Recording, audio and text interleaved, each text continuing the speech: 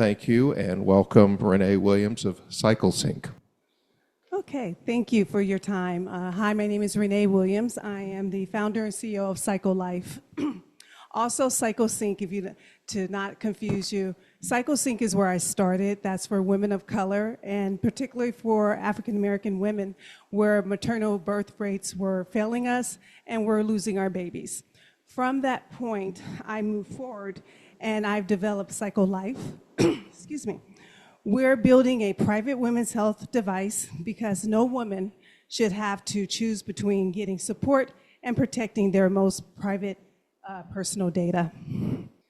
Today, women are asked to trust cloud apps, their cycles, pregnancy, postpartum recovery, menopause, and stress.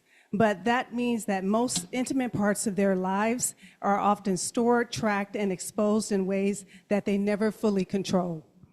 The trade-off never really felt acceptable to me, and so that's why my team and I developed this device, or we're working on developing this device. Okay. So basically, as you can see here, is zero knowledge, encryption, plain language, and that we support. Now, what, of course, you probably know zero knowledge is that we as a team and my company, we see nothing. What comes through is, we say googly gop, but it's encryption coded. And so only the person who is putting in their symptoms and addressing the different hubs that they like, they have that information that comes to them. We cannot see it. And we are making sure through developing this device that we're not storing it in the cloud, that they're able to also have it personally with a little device. They can talk through it. It will develop insights for them.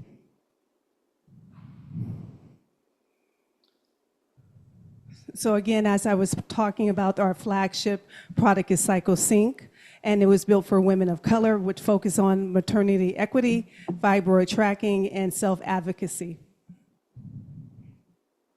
Here are the 4 hubs that we were discussing, or that I mentioned very briefly: CycleTrack, CycleSafe, CycleShift, and CycleMind.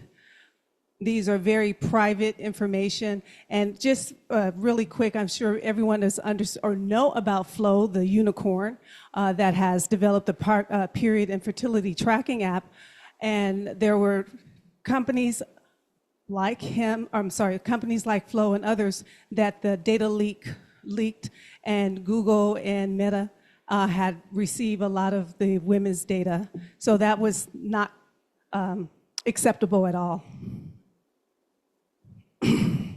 So here's our secret weapon, and what that weapon is called. Through CycleLife, it solves that with the CycleVolt. Our core insight is simple. Privacy should not be a setting. It should be a privacy architect. We keep health data encrypted on device, use local AI and turn into useful insights, and export whatever the user chooses. Now, privacy is our moat. Basically, just like WhatsApp and Telegram turned trust into product advantage in messaging, CycleLife is doing the same for women health. We believe that the company that earns the trust here can become the one women keep using.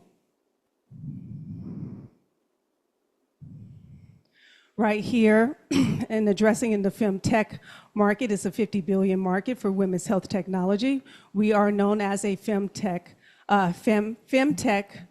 product.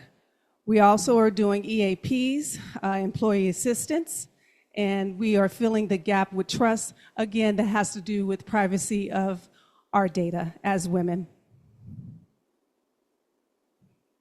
Also, what we're doing, we're doing for the D2C subscriptions, B2B, EAP contracts, and wellness positioning.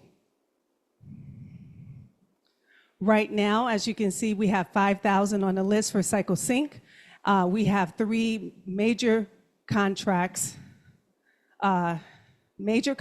EAP contracts in the works right now.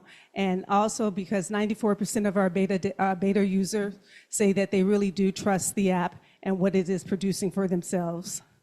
This is not just a better app. Basically, what is different is a different model. We're proving that women can get guidance, doctor-ready reports, life stage support without cloud exposure. That is a technical challenge, and that is our moat. We already know that the need is real.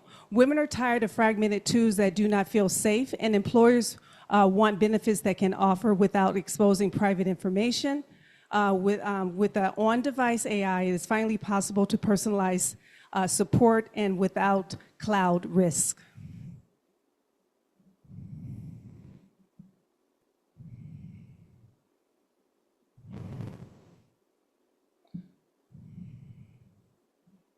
Okay, so just a little bit about myself what I feel that I am. Again, my name is Renee Williams, and I bring why I bring this tool to everyone and believe that our company is a fit for is that I am a scientist.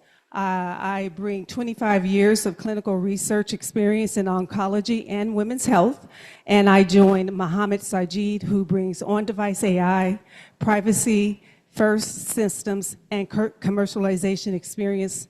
Together, we are building something emotionally important, technically defensible, and commercially real. CycleVault is the core technical R&D project, and CycleLife is the broad platform it supports. Together, they address a real and unresolved privacy problem within women's digital health. Thank you.